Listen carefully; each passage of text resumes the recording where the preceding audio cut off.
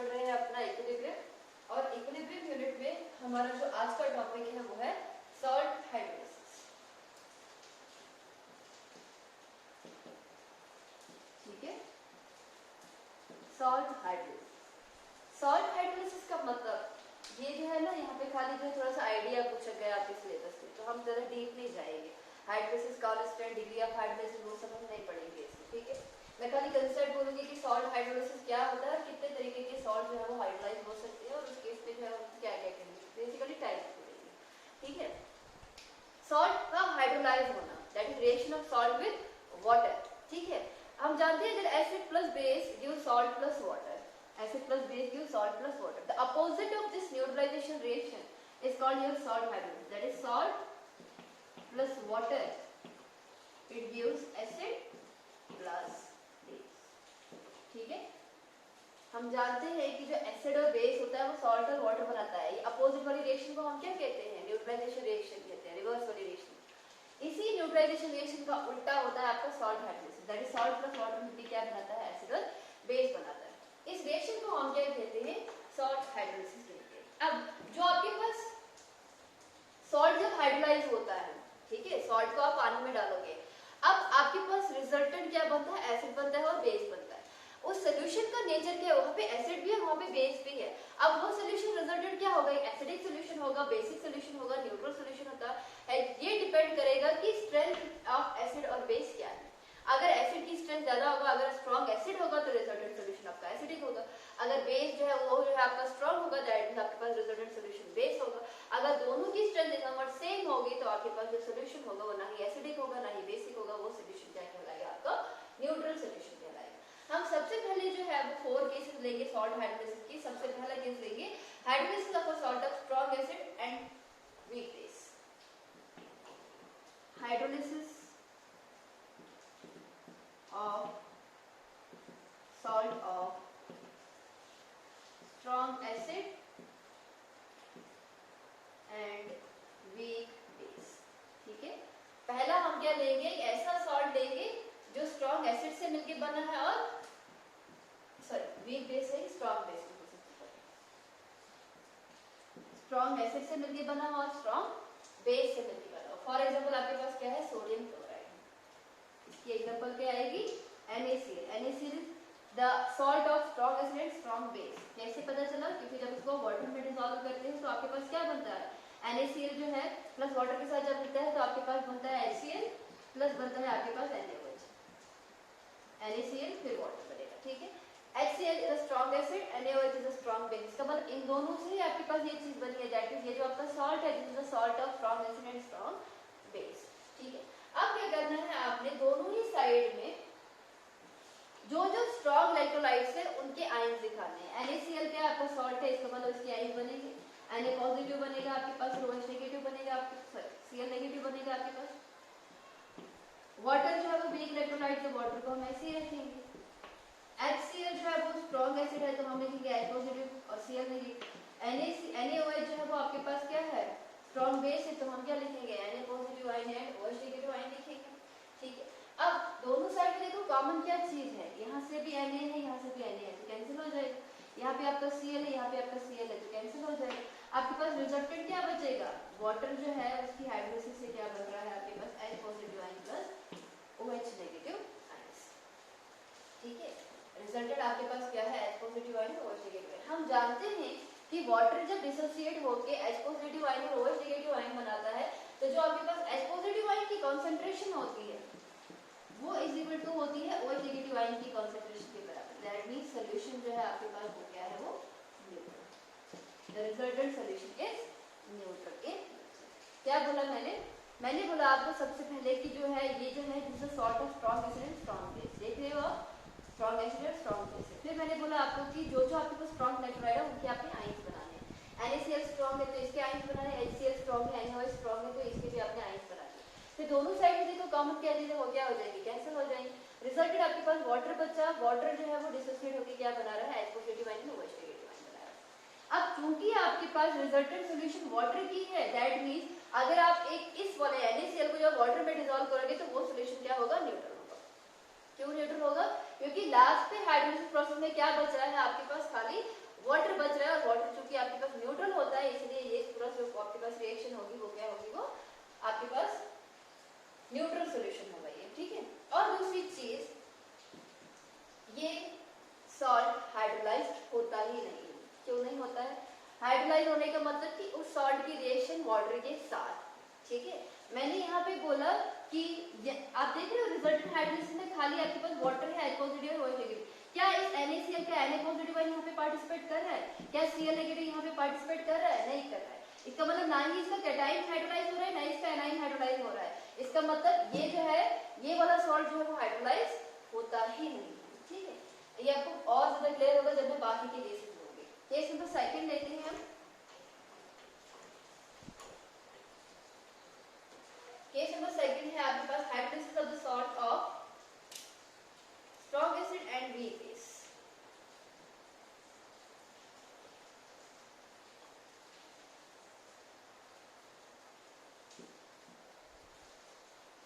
Strong acid and weak base, इसका example लेंगे हम NH4NO, अमोनियम नाइट्रेट, ठीक है। अमोनियम नाइट्रेट जो है ये ऐसा सॉल्ट होता है जो किससे बना होता है, जो बना होता है स्ट्रॉन्ग एसिड से और बना होता है वीक बेस से। कैसे? अमोनियम नाइट्रेट को अगर मैं वाटर में डिसॉल्व करूंगी तो मेरे पास क्या बनेगा, मेरे पास बनेगा NH4 पॉजिटिव आयन, सॉरी मेरे पास बनेगा NH4OH और प्लस बनेगा मेरे पास HNO3, तो NH4NO3 और वाटर, ठीक है ना। अमोनियम नाइट्रेट एक सॉल्ट है, इसको मैंने हाइड्रोलाइज किया, मेरे पास एसिड बना, मेरे पास बेस बना। एसिड मेरे पास नाइट्रिक एसिड बना, बेस मेरे पास अमोनियम हाइड्रोक्साइड थी।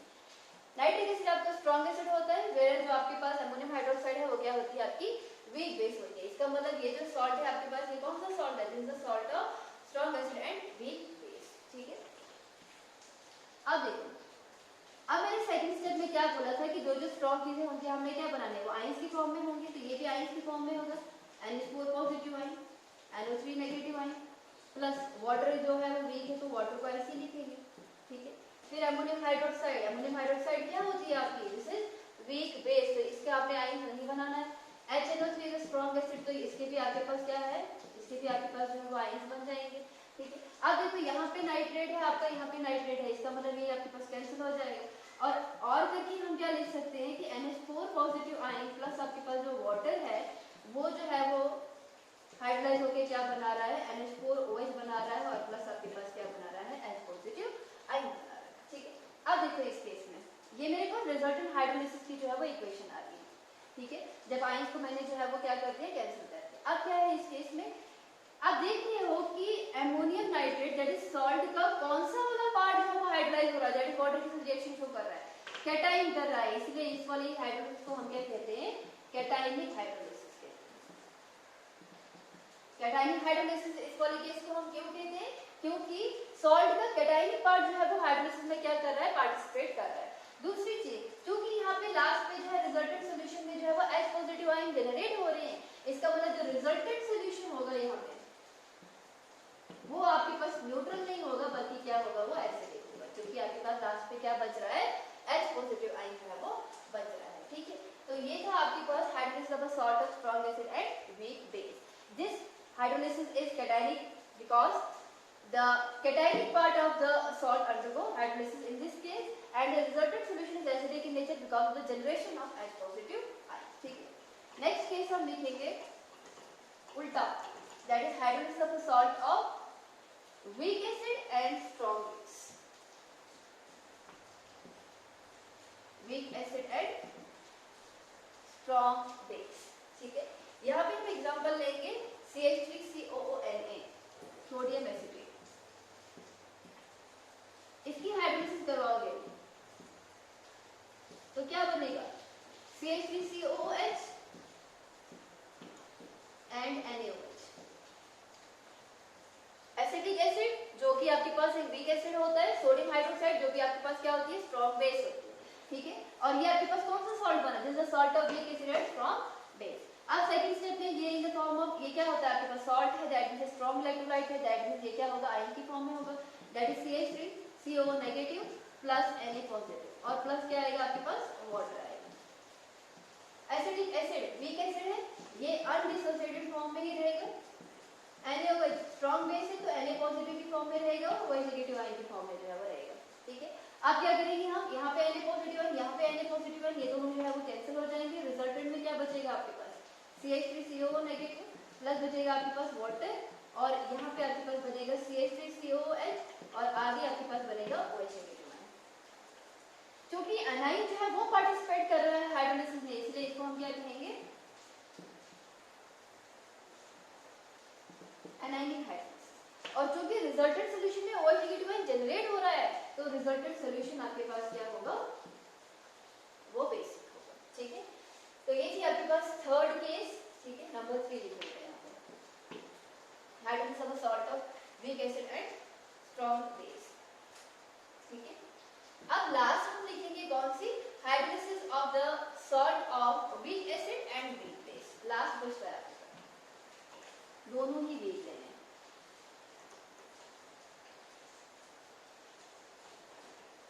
Week acid and weak base. ठीक है, इसमें एग्जांपल हम लिखेंगे ammonium acetate that is CH3COONH4 plus water.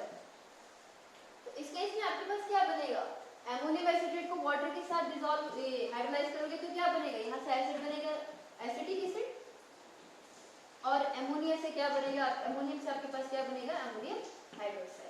This is your weak acid, this is your weak base, that means this is the salt of weak acid and weak base. ठीक है, अब ये salt है तो ये क्या रहेगा, in the form of ions छोड़ेगा, सॉल्ट सभी स्ट्रॉन्ग इलेक्ट्रोलाइट्स होते हैं, तो CH3CO negative plus NH4 positive ion plus water, ये आपके पास अनडिसोसिएटेड फॉर्म में रहेगा और ये भी आपके पास अनडिसोसिएटेड फॉर्म में रहेगा, बिकॉज दोनों ही क्या है वो वीक है। ठीक है, अब चूंकि यहाँ पर जो है कैटाइन भी पार्टिसिपेट कर रहा है, एनाइन भी पार्टिसिपेट कर रहा है, तो इसको हम लिखेंगे cationic as well as anionic hydrolysis. और यहाँ पर आपके पास जो है वो रिजल्टेंट सॉल्यूशन एसिडिक भी हो सकता है, बेसिक भी हो सकता है, डिपेंड करेगा on the strength of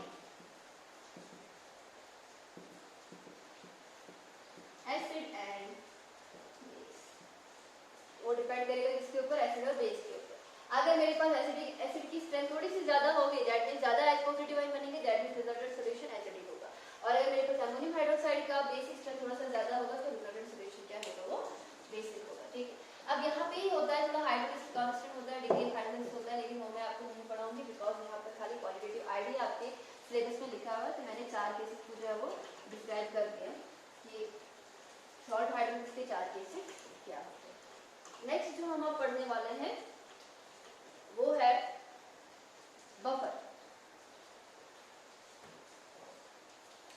next topic है आपके पास बफर।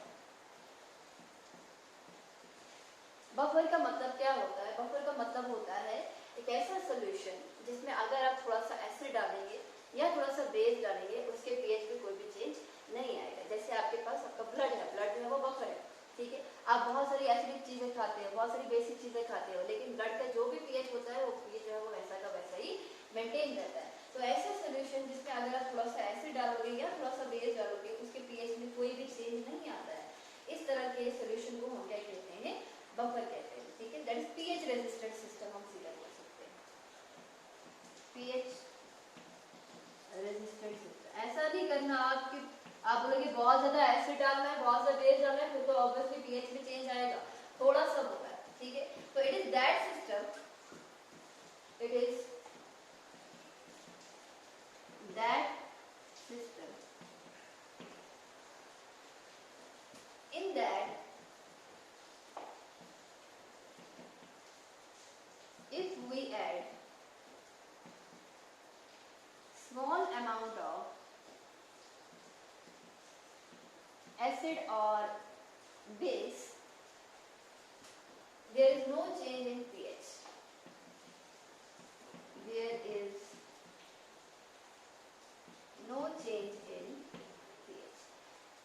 बफर का मतलब होता है ऐसे सॉल्यूशन जिसमें अगर आप थोड़ा सा एसिड डालोगे, थोड़ा सा बेस डालोगे, उसके पीएच में कोई भी चेंज जो है वो नहीं आता है। बफर दो तरीके के होते हैं, टाइप्स। पहला होता है आपके पास एसिडिक बफर और दूसरा होता है आपके पास बेसिक बफर। एसिडिक बफर का मतलब क्या होता है? एसिडिक बफर जो है किससे बना होता है? वीक एसिड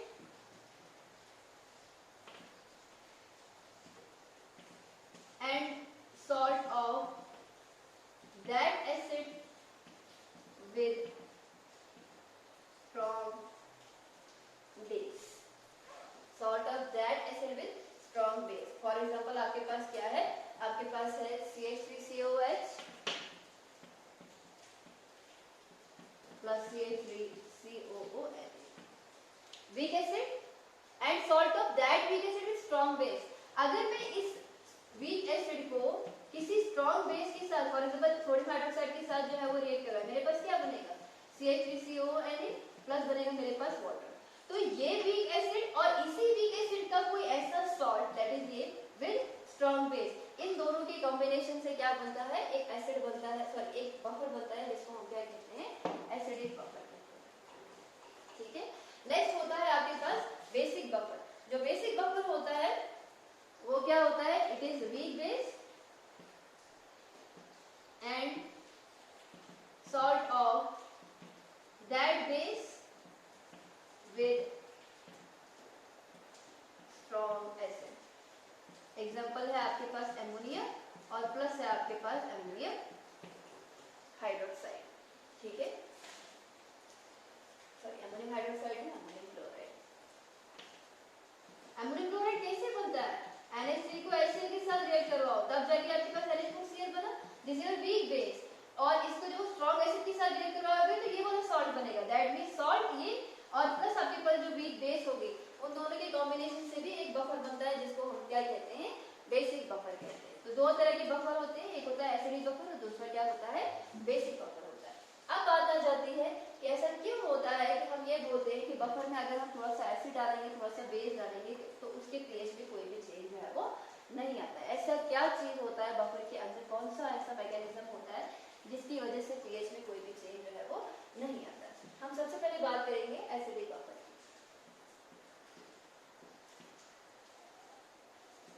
एसिडिक बफर की एग्जांपल क्या थी? एसिडिक एसिड और क्या था आपके पास? Sodium acetate. ठीक है, तो एसिडिक एसिड मैंने क्या लिया? एक कंटेनर लिया, उसमें मैंने जो है एसिडिक एसिड डाल दिया। एसिडिक एसिड डिसोसिएट हो गया, इसमें बना है CH3CO नेगेटिव आयन और प्लस बना है इसमें H पॉजिटिव आयन। जैसे ये बनाता है एसिटेट आयन और प्लस क्या बना है इसमें? H positive ion. दूसरा मैंने क्या डाला? इसी का सॉल्ट डाला स्ट्रॉन्ग बेस के साथ CH3CONA सोडियम एसिटेट। ये सॉल्ट है तो कंप्लीट डिसोसिएशन होगी, CH3CO नेगेटिव होगा और प्लस मेरे पास क्या बनेगा? Na positive. मैंने सिंगल हाइड्रोक्साइड से रिप्रेजेंट किया। ठीक है, this is the weak acid and this is the salt of that weak acid with strong base. इन दोनों की कॉम्बिनेशन से ये जो आपके पास है ना, this is your acidic buffer. ठीक है, अब क्या करना है? मैं इसमें थोड़ा सा जो है वो H पॉजिटिव आयन ऐड करूंगी। क्या करूंगी? H पॉजिटिव आयन ऐड करूंगी। अब वो H पॉजिटिव आयन किसको ढूंढेगा? सॉल्यूशन के एनाइन को ढूंढेगा। यहाँ पे एनाइन आपके पास एसिटेट आयन है। इसका मतलब ये H पॉजिटिव आयन क्या करेगा? ये इस एसिटेट आयन के साथ मिलके जो है वो CH3COOH बनाएगा, दैट इज एसिडिक एसिड बनाएगा। क्या बनाएगा? एसिडिक एसिड बनाएगा। अब ये जो आपके पास एसिडिक एसिड है, अगर ये जो है वो टूट गया तो उस केस में आपके पास जो है वो क्या हो सकता है? आपके पास रिजल्टेंट सॉल्यूशन जो है वो एसिडिक हो सकता है, बिकॉज यहाँ पर क्या है? आपके पास H पॉजिटिव आयन जो है वो जनरेट हो रहा है। देखो, किसी भी सब्सटेंस का पीएच तभी चेंज होता है अगर आपके पास क्या होता है? वहाँ पे H पॉजिटिव आयन जनरेट होता है या H पॉजिटिव आयन यूटिलाइज होता है। H पॉजिटिव आयन का ज्यादा होना, H पॉजिटिव आयन की कमी होना, उसी के ऊपर पूरा डिपेंड करता है आपका पीएच, बिकॉज पीएच होता ही है negative logarithm of H positive ion concentration और H पॉजिटिव आयन कंसंट्रेशन। अगर मैं बोल रही हूँ कि मैंने इस सॉल्यूशन में थोड़ा सा H पॉजिटिव आयन डाला, अब H पॉजिटिव आयन क्या कर रहा है? एसिटेट के साथ मिलके जो है वो क्या बना रहा है? एसिटिक एसिड बना रहा है।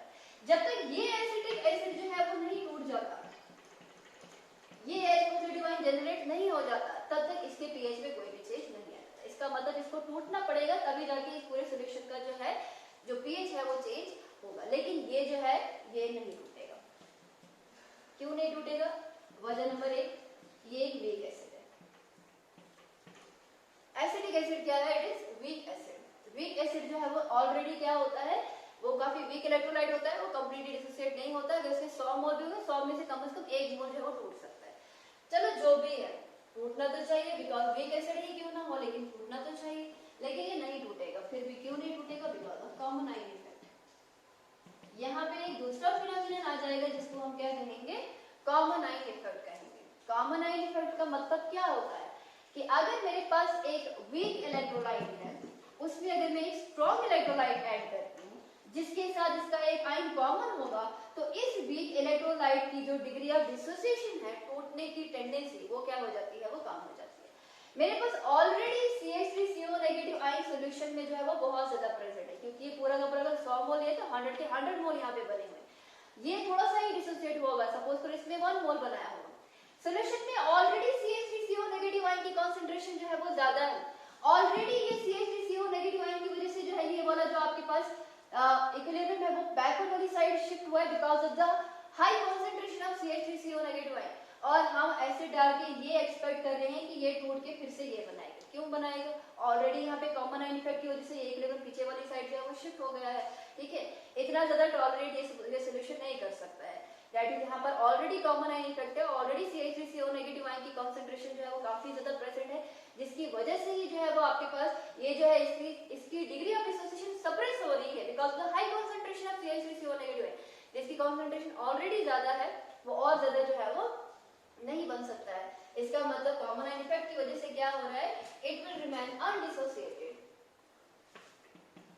It will remain undissociated, so there is third point में there is no change in pH, क्योंकि आपके पास H बना ही नहीं। ठीक है, ये टूटा ही नहीं आपका एसिडिक एसिड, इस वजह से एसिड डालने पे यहाँ पर जो है वो कोई भी जो है वो pH में जो है वो चेंज नहीं आया। अब मैंने क्या किया? मैंने यहाँ पर जो है वो OH नेगेटिव आयन डाल दिया। सपोज करो इसी सोडियम स्टार में मैंने थोड़ा सा जो है वो बेस डाल दिया। अब OH नेगेटिव आयन क्या करता है? यहाँ पर सॉल्यूशन के पॉजिटिव आयन को जो है वो ढूंढेगा। ये भी पॉजिटिव है, ये भी पॉजिटिव, लेकिन यहाँ पे Na पॉजिटिव आयन जो होता है वो इनएक्टिव आयन होता है, वो सॉल्यूशन में जो है कि रिएक्शन में जो है पार्टिसिपेट नहीं करता। तो बचा आपके पास H, तो आपके पास ये दोनों जो है वो मिलके क्या बनाएंगे? यहाँ से जो है वो वाटर बनाएंगे। ठीक है, यहाँ पे क्या बनाएंगे? वाटर बनाएंगे। अब यहाँ पे वाटर कब बनेगा? अगर ये H पॉजिटिव आयन जो है वो क्या हो जाएगा? कंज्यूम हो जाएगा, यूज हो जाएगा, यूटिलाइज हो जाएगा। ठीक है, लेकिन according to Le Chatelier principle, जितना यहाँ से ये H जो है वो निकलेगा ना, उतना ही यहाँ से H बनेगा। क्यों? क्योंकि अगर मेरे पास प्रोडक्ट में कहीं पे कमी आ जाती है तो रिएक्टेंट फिर से कंबाइन करके वहां पर जो है वो दोबारा से वो वाली चीज उतनी ही अमाउंट में बनाएंगे, दोबारा से इक्विलिब्रियम को अटेन करेंगे। बिकॉज जब भी आप सिस्टम को जो है वो क्या करते हो, थोड़ा सा डिस्टर्ब करते हो, तो सिस्टम अपने आप को इस तरह से शिफ्ट करता है in order to attain the equilibrium, in order to acquire the equilibrium again. तो इस वजह से क्या होता है कि ये H पॉजिटिव आयन जो होता है, हम ये लिखेंगे that there is loss of H positive ion. पहले लिखेंगे loss of H positive ion, कि H पॉजिटिव आयन का लॉस हुआ, उसने OH के साथ मिलकर वाटर बनाया, लेकिन उसको मेंटेन कौन करेगा? Number second, maintain by the dissociation of acetic acid, that is CH3COOH। इस वजह से क्या होता है? जितना H यहाँ से यूटिलाइज होता है उतना ही H आपके पास वापस से बनता भी है। इस वजह से जो है अगर आप थोड़ा सा बेस भी डालते हो तो तब भी इसके pH पे कोई भी चेंज जो है वो नहीं आता है, बिकॉज H पॉजिटिव आयन वैसा का वैसा ही, उतना तो उतना ही जो है वो रहता है। ठीक है, ये तो थी एसिडिक बफर की बात करते हैं बेसिक बफर की।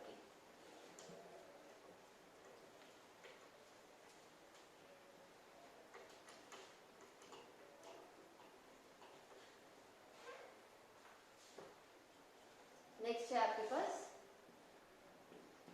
Basic buffer. बेसिक बफर किससे बना होता है? आपके पास बेसिक बफर बना होता है किसी भी वीक बेस के साथ। फॉर एग्जांपल आपके पास अमोनिया है, अमोनिया को वाटर में डिसॉल्व करोगे तो क्या बनेगा आपके पास? NH4 positive ion plus OH negative ion. और इसी आपके पास वीक बेस जो है उसका स्ट्रॉन्ग एसिड के साथ सॉल्ट, ये सॉल्ट मैंने बताया था अमोनिया और HCl से बनता है। इन दोनों का ही जो सोल्यूशन होगा ये आपका बेसिक बफर कहलाएगा। ठीक है, अब मैंने क्या किया? मैंने यहाँ पर जो है थोड़ा सा जो है वो बेस ऐड कर दिया। क्या किया मैंने, यहाँ पे मैंने बेस जो है वो ऐड कर दिया OH negative ion. OH negative ion solution की कैटायन को ढूंढेगा जो आपके पास अमोनियम है, तो अमोनियम के साथ मिलके NH4OH बनाएगा जो कि आपके पास एक वीक बेस है। हाँ, अगर ये NH4 पॉजिटिव आयन टूट गया, OH नेगेटिव आयन बना, तभी आपके पास pH में चेंज आएगा। बिकॉज H पॉजिटिव आयन का बनना, H पॉजिटिव आयन का यूटिलाइज होना pH में चेंज आएगा। OH नेगेटिव आयन का बनना, OH नेगेटिव आयन का यूटिलाइज होना pH में चेंज लाएगा। जब तक ये टूटेगा नहीं, ठीक है, जब तक मेरे पास OH नेगेटिव आयन नहीं बनेंगे तब तक pH में कोई भी चेंज जो है वो नहीं आएगा, ये नहीं टूटेगा। क्यों? पहली चीज एक तो ये वीक बेस है, दूसरी चीज अगर थोड़ा सा टूटना भी चाहेगा फिर भी नहीं टूटेगा, सॉल्यूशन में बेशुमार NH4 पॉजिटिव आयन प्रेजेंट है और इसकी टूटने से फिर से NH4 पॉजिटिव आयन बनेगा। ऑलरेडी सॉल्यूशन में ज्यादा है, कॉमन आयन इफेक्ट की वजह से जो है ये नहीं टूट सकता है, तो इट विल रिमेन अनडिसोसिएटेड। इसका मतलब there is no change in pH, there is no change in pH। अब मैंने क्या किया, इसी सॉल्यूशन में एसिड डाल दिया, H पॉजिटिव आयन डाल दिया, तो आपके पास क्या बन जाएगा, वाटर बन जाएगा। OH नेगेटिव आयन कंज्यूम हो जाएंगे, H पॉजिटिव आयन के साथ मिलके वाटर बनाएंगे। OH नेगेटिव आयन की कमी होगी, pH में चेंज आएगा, लेकिन तब आएगा अगर ये कमी आएगी, लेकिन इसको कमी नहीं होने देगा कौन, आपका NH3 और वाटर। जितना यहाँ से निकलेगा ना उतना ही वापस से प्रोड्यूस भी कर देंगे because of Le Chatelier's principle. तो इसकी भी सेम एक्सप्लेनेशन है जैसे मैंने आपको जो है वो क्या बोली थी, आपकी एसिडिक बफर में जो है वो बोली थी। इसी वजह से क्या होता है कि एसिडिक बफर और बेसिक बफर में अगर आप एसिड या बेस डालते हो तो उनके pH में कोई भी चेंज नहीं आता है, ठीक है। अब इसी बफर में छोटा सा टॉपिक है आपके pH का, कि जो आपका एसिडिक बफर या बेसिक बफर है उसकी एक्सप्रेशन क्या है pH के लिए, ठीक है। हम सबसे पहले जो है वो एसिडिक बफर की बात करते हैं। हम जानते हैं दैट CH3COH वो टूट के क्या बनाता है, CH3CO नेगेटिव बनाता है और प्लस क्या बनाता है, H पॉजिटिव आयन बनाता है, acetate ion plus H positive ion, ठीक है। अगर मैं इसके ऊपर law of chemical equilibrium apply करूं तो Ka that is dissociation constant of acid, इसको मैं नीचे लिखती हूं, एक काम करती हूं मैं इस साइड लिखती हूं,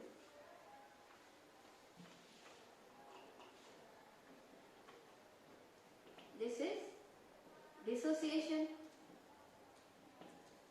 कांस्टेंट ऑफ एसिड। ये किसके बराबर आएगा, इसकी concentration that is CH3CO negative ion की कंसंट्रेशन, H पॉजिटिव आयन की कंसंट्रेशन डिवाइडेड बाय CH3COH की कंसंट्रेशन, जब मैंने लॉ ऑफ केमिकल इक्विलिब्रियम इसके ऊपर अप्लाई किया, ठीक है। आप जानते हो कि मुझे यहाँ पर किसकी कंसंट्रेशन चाहिए, मुझे यहाँ पर चाहिए H पॉजिटिव आयन की कंसंट्रेशन, बिकॉज़ pH किसके बराबर होता है, negative logarithm of H positive ion concentration.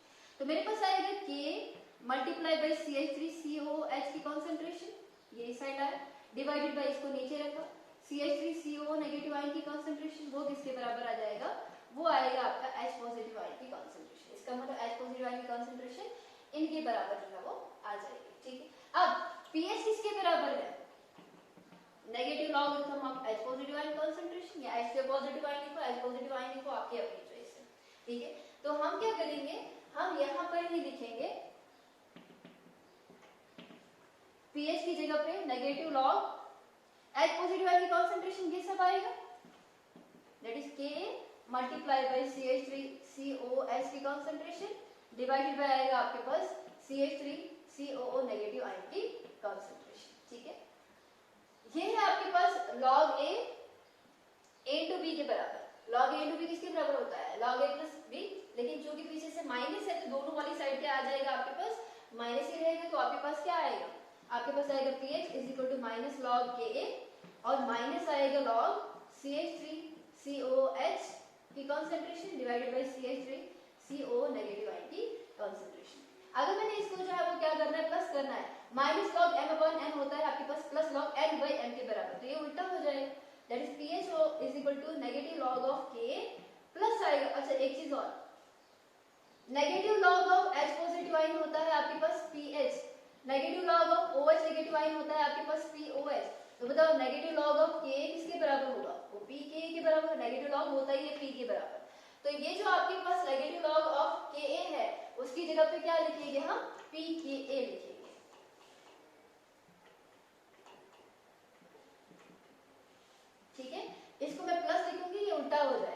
log CH3COO negative ion की कॉन्सेंट्रेशन डिवाइडेड बाय CH3COOH की कॉन्सेंट्रेशन। ठीक है, अब ये जो मेरे पास इसकी कॉन्सेंट्रेशन है ये किसके बराबर है?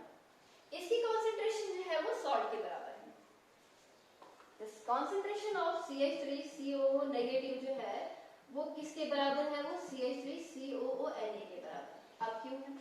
देखिए मेरे पास एसिडिक बफर क्या होता है? CH3COH जो टूट के बनाता है CH3CO नेगेटिव प्लस बनाता है H और प्लस होता है मेरे पास CH3CONA जो टूट के बनाता है CH3CO नेगेटिव और प्लस बनाता है मेरे पास Na पॉजिटिव। ये स्ट्रॉन्ग आपके पास इलेक्ट्रोलाइट, अगर मैंने इसके 100 मोल लिए तो 100 की 100 ये बनाएगा और 100 की 100 ये बनाएगा, बिकॉज पूरा कंप्लीटली डिसोसिएट हो जाएगा।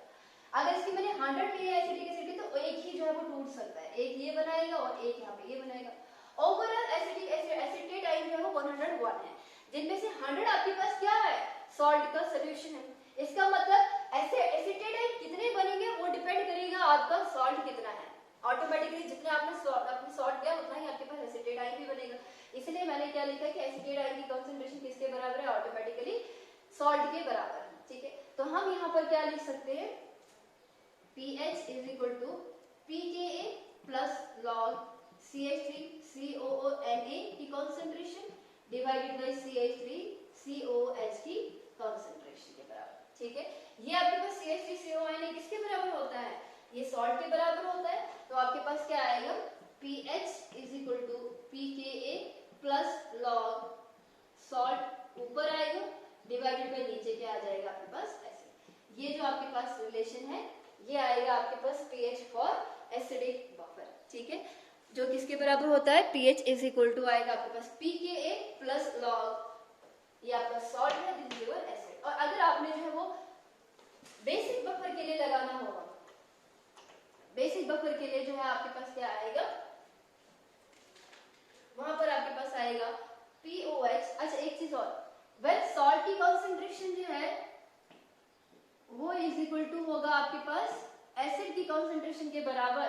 ठीक है, तो आपके पास जो है वो log 1 आ जाएगा। ठीक है, और log 1 जो है वो 0 के बराबर था, इस केस पे क्या होगा? pH इसके बराबर होगा वो pKa के बराबर होगा। ठीक है, pH is equal to pKa तब जब आपके पास एसिड की कॉन्सेंट्रेशन जो है वो किसके बराबर होगी? वो सॉल्ट के बराबर होगी।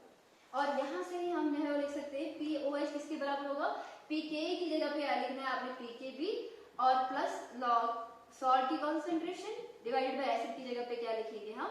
बेस की कॉन्सेंट्रेशन। और यहाँ पर भी POH जो है वो pKb के बराबर कब होगा? जब मेरे पास जो है वो सॉल्ट की कॉन्सेंट्रेशन जो है वो किसके बराबर होगी? वो बेस की कॉन्सेंट्रेशन के बराबर। उसी केस से मेरे पास ये 1 के बराबर आएगा, log 1 0 के बराबर होगा तो pH is equal to pKb के बराबर आएगा। ठीक है, तो ये था आपके पास क्या? एसिडिक बफर और बेसिक बफर जो है उनका हमने देखा कि pH को हम जो है वो कैसे निकालते हैं। छोटा सा टॉपिक लास्ट में बचता है आपके पास, कौन सा? Solubility product constant. ये सॉलिबिलिटी प्रोडक्ट कांस्टेंट जो है वो क्या चीज होती है? Solubility equilibrium.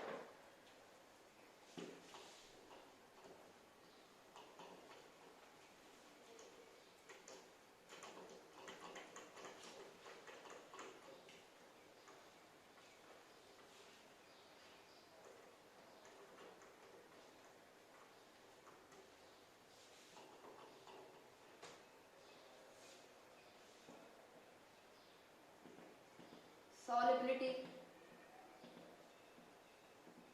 Equilibrium. Solubility equilibrium जो है वो क्या चीज होती है? सॉलिबिलिटी इक्विलिब्रियम हम जानते हैं कुछ सॉल्ट जो होते हैं वो बहुत ज्यादा सॉल्युबल होते हैं। जैसे आपके पास सोडियम क्लोराइड होता है, उसको आप वाटर में डिसॉल्व करते हैं, जितना आपने लिया होगा कंप्लीटली डिसोसिएट हो जाएगा, दैट मीन वो एक्सट्रीमली सॉल्युबल होता है। लेकिन कुछ सॉल्ट होते हैं आपके पास, जैसे आपके पास सिल्वर क्लोराइड होता है, आपके पास जो है वो बेरियम सल्फेट होता है, वो उतने ज्यादा सॉल्युबल नहीं होते हैं। वो क्या होते हैं? स्पैरिंगली सॉल्युबल सॉल्ट होते हैं। ठीक है, कुछ सॉल्ट बहुत ज्यादा सॉल्युबल होते हैं, जैसे आपके पास सोडियम क्लोराइड है, उसकी कंप्लीट आयनाइजेशन होती है। ठीक है, और कुछ सॉल्ट आपके पास थोड़े से स्पैरिंगली सॉल्युबल सॉल्ट होते हैं, उसके उतने ज्यादा आयन जो है वो नहीं बनते हैं। ठीक है, सपोज करो मैंने अगर AgCl जो है वो 100 मोल दिया, 100 में से एक ही मोल जो है वो क्या हो गया? डिसोसिएट हो गया। ठीक है, वो जो आपके पास अनडिसोसिएटेड सॉल्ट रहेगा AgCl और जो आपके पास डिसोसिएटेड आयन बनेंगे Ag पॉजिटिव और Cl नेगेटिव आयन, उन दोनों के बीच में क्या होता है? इक्विलिब्रियम होता है। उसी को हम क्या कहते हैं? Solubility equilibrium. ठीक है, सपोज करो अगर मेरे पास क्या है, मेरे पास AgCl है सॉलिड फॉर्म में, ठीक है, उसको क्या किया मैंने, उसको अगर मैंने वाटर में डिसॉल्व कर दिया, अब मेरे पास क्या बनेगा AgCl एक्वस, उसको मैंने थोड़ी देर के लिए रखा तो यहाँ पे क्या बनेंगे आयंस बनेंगे, Ag पॉजिटिव आयन एक्वस बनेगा, Cl नेगेटिव आयन एक्वस बनेगा। ये जो मेरे पास आयन बने और जो मेरे पास कुछ अनडिसोसिएटेड सॉल्ट रहेगा, यहाँ पे एक इक्विलिब्रियम आता है, इसको हम क्या कहते हैं सॉल्युबिलिटी इक्विलिब्रियम। क्या कहते हैं सॉल्युबिलिटी इक्विलिब्रियम कहते हैं। तो सॉल्युबिलिटी इक्विलिब्रियम जो है वो किस किस के बीच में होता है, the salt present at the bottom of the container which will remain undissociated and the ions formed as a result of dissociation। ठीक है, जैसे आपके पास यहाँ पर Ag पॉजिटिव Cl नेगेटिव का किसके साथ होगा AgCl के साथ होगा, वैसे ही अगर मेरे पास क्या होगा बेरियम सल्फेट होगा, इसको पहले सॉलिड लिखो, वाटर में डाल दिया तो बेरियम सल्फेट एक्वस बन गया, फूट गया तो मेरे पास बनेगा Ba2 पॉजिटिव आयन प्लस बनेगा आपके पास एक्वस, SO4 नेगेटिव आयन वो भी आपके पास क्या है, इन दोनों के बीच में एक इक्विलिब्रियम है जिसको हम क्या कहेंगे सॉल्युबिलिटी इक्विलिब्रियम। कैसे है, सॉल्ट है मेरे पास, सॉल्ट का सॉल्यूशन, यहाँ पे मेरे पास Ba2 पॉजिटिव आयन बना, SO4 नेगेटिव आयन, बाकी का सॉल्ट जो है वो अनडिसोसिएटेड वो नीचे था, इन दोनों के बीच में क्या होता है इक्विलिब्रियम होता है, जिसको हम क्या कहते हैं सॉल्युबिलिटी इक्विलिब्रियम। ठीक है, अब एक टर्म आती है जिसको हम कहते हैं सॉल्युबिलिटी प्रोडक्ट कांस्टेंट। इसी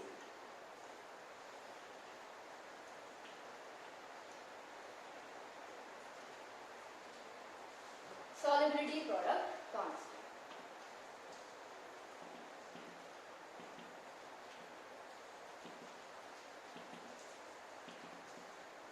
ये जो मेरे पास डायरेक्टली सॉल्युबल सॉल्ट होते हैं उनकी जब हम डिसोसिएशन दिखाते हैं, सपोज मेरे पास क्या है AgCl,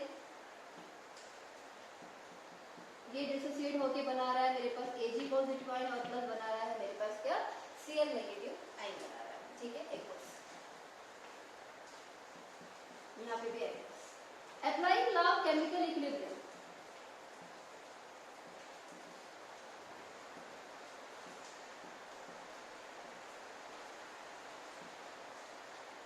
applying law of chemical equilibrium, तो उस केस में क्या आएगा आपके पास, जो मेरे पास डिसोसिएशन कांस्टेंट ऑफ एसिड होगा दैट इज आपके पास क्या होगा K, वो किसके बराबर होगा, वो होगा इसकी कंसंट्रेशन Cl नेगेटिव आयन की कंसंट्रेशन डिवाइडेड बाय होगा AgCl का कंसंट्रेशन, ठीक है, क्योंकि ये मेरे पास ऑलमोस्ट कांस्टेंट होता है तो इसको मैं K डैश लिखती हूँ, K इनटू,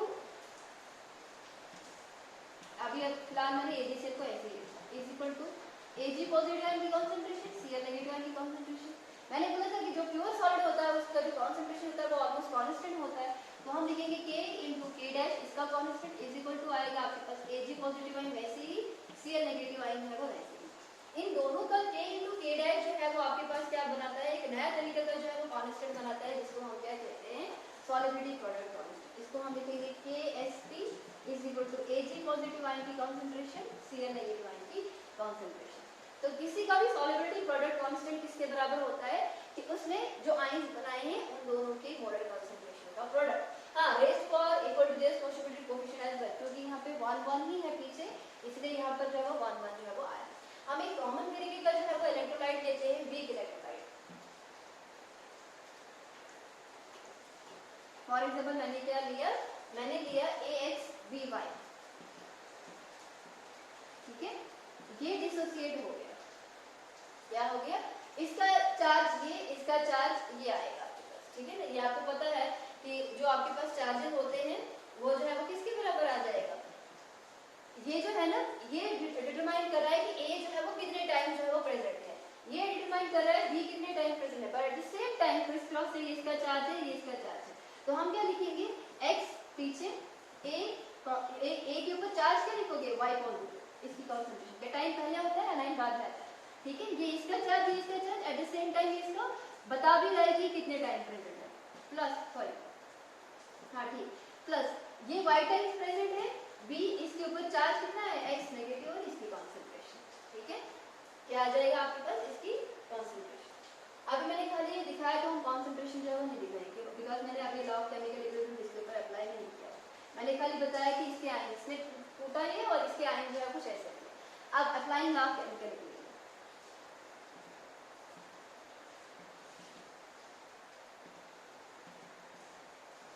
जो आपके पास K है वो किसके बराबर आ जाएगा, वो आएगा आपके पास A Y पॉजिटिव आयन की concentration raise power equal to X, B X negative ion की concentration raise power equal to Y divided by आएगा आपके पास AX BY की कंसंट्रेशन। ठीक है, इसको मैं इस साइड लूंगी, K AX BY is equal to आएगा आपके पास A Y positive X B X negative Y। इसकी कंसंट्रेशन ऑलमोस्ट कांस्टेंट है क्योंकि मेरे पास ये क्या है, ये जो मेरे पास सॉल्ट है सॉलिड फॉर्म में है, जैसे मैंने AgCl में लिखा था, तो ये आपके पास एक और कांस्टेंट के बराबर आ जाएगा, A Y positive X B X negative Y, K into K आपके पास आएगा solubility product constant that is KSP is equal to आएगा A Y positive X and B X negative Y के बराबर आ जाएगा।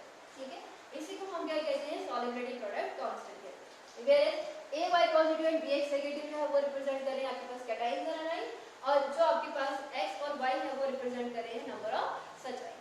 अगर हम जो है वो इसी के ऊपर जो है वो सॉलिबिलिटी प्रोडक्ट कांस्टेंट की डेफिनेशन बोले तो ये क्या होता है, the product of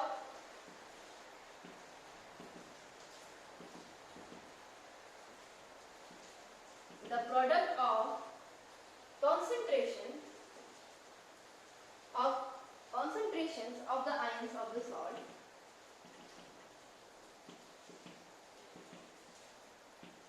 the product of concentrations of the ions of the salt in its saturated solution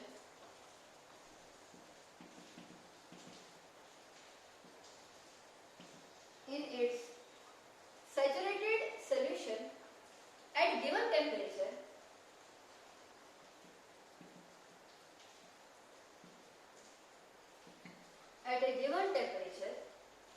raised to a power equal to number of ions raised to a power equal to number of ions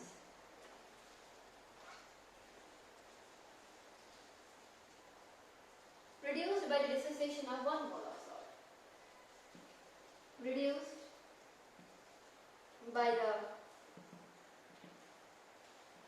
dissociation of 1 mole of salt. क्या लिखा मैंने, the product multiply the product of concentration of ions of the salt। जब मेरे पास AgCl है उसके saturated solution में जो ions बनेंगे, उसके सैचुरेटेड सॉल्यूशन में जो आयंस बनेंगे उन आयंस का प्रोडक्ट, ठीक है, कंसंट्रेशन उनकी प्रोडक्ट, उसके बाद क्या है, at a given temperature, because ये सब कुछ जो है वो कांस्टेंट टेम्परेचर पे ही होता है, raised to the power equal to the number of ion produced by dissociation of 1 mole of salt. मेरे पास एक सॉल्ट है, मैंने क्या किया, 1 मोल ऑफ सॉल्ट जो है उसका सैचुरेटेड सॉल्यूशन जो है वो बना दिया एट ए गिवन टेम्परेचर पे। उस 1 मोल से मेरे पास कितने नंबर ऑफ आयंस बने, ठीक है, कितने नंबर ऑफ आयंस बने, उन जो आपके पास आयन बने उनकी मोलर कंसंट्रेशन का product raised to a power equal to the number of ions जो फॉर्म होंगे सैचुरेटेड सॉल्यूशन पे एट ए गिवन टेम्परेचर, वही होता है आपके पास क्या, सॉलिबिलिटी प्रोडक्ट कांस्टेंट। और आप जाहिर सी बात है सॉलिबिलिटी प्रोडक्ट कांस्टेंट की वैल्यू जितनी ज्यादा होगी इसका मतलब ये आयंस उतने ज्यादा बनेंगे, जितने ज्यादा आयंस बने इसका मतलब उतना ही आयन जो आपका सॉल्ट है वो डिसोसिएट हुआ है, इसका मतलब उतना ही ज्यादा क्या है, सॉल्युबल है। तो जो आपके पास सॉलिबिलिटी होता है वो डायरेक्टली प्रोपोर्शनल होता है किसके ऊपर, सॉलिबिलिटी प्रोडक्ट कांस्टेंट के ऊपर, क्योंकि अगर सॉलिबिलिटी प्रोडक्ट कांस्टेंट की वैल्यू ज्यादा है इसका मतलब कि आयंस जो है वो ज्यादा बने, आयन ज्यादा बने इसका मतलब ये है कि इस केस में क्या है आपके पास जो सॉलिबिलिटी है, बिकॉज आयंस का ज्यादा बनना दैट मींस वो सॉल्ट जो है वो ज्यादा सॉल्युबल है, ठीक है, तो ये जो है वो डायरेक्टली प्रोपोर्शनल है, जितना ज्यादा सॉलिबिलिटी प्रोडक्ट कांस्टेंट की वैल्यू ज्यादा उतना ही वो गिवन सॉल्ट क्या होगा, सॉल्युबल होगा इन अ गिवन सॉल्वेंट, ठीक है। तो ये था आपके पास इक्वेशन ऑफ यूनिट, इस टॉपिक के साथ ही आपका ये वाला यूनिट जो है वो कंप्लीट होगा।